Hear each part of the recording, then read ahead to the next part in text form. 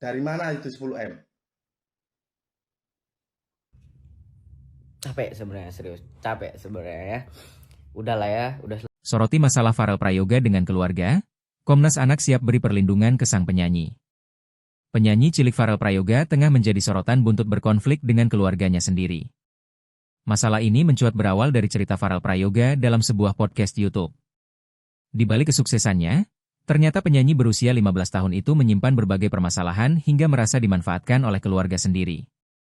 Kini masalah tersebut turut menyita perhatian dari Komnas Perlindungan Anak Indonesia, KPAI. Ketua Komnas Anak, Agustinus Sirait mengaku pihaknya menyayangkan adanya konflik yang dihadapi oleh penyanyi asal Banyuwangi, Jawa Timur itu.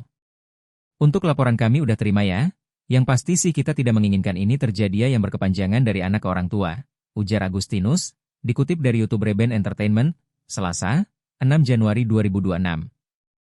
Sebagai lembaga perlindungan anak, Agustinus memastikan pihaknya siap memberikan perlindungan kepada pelantun lagu Ojo dibanding ke itu.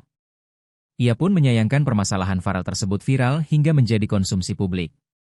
Kita Komnas Perlindungan Anak berada di garda terdepan untuk melindungi anak sesuai fungsi kita.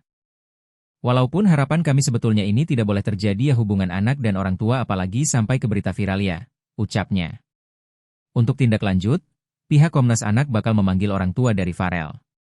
Pemanggilan itu yakni untuk meminta keterangan mengenai masalah yang sebenarnya terjadi. Dengan diterimanya laporan, tentu kita setelah ini akan memproses kasus ini. Kami akan coba untuk memanggil orang tuanya, baik ayah atau ibunya, untuk bisa kami mintakan klarifikasinya tentang berita-berita ini, jelas Agustinus.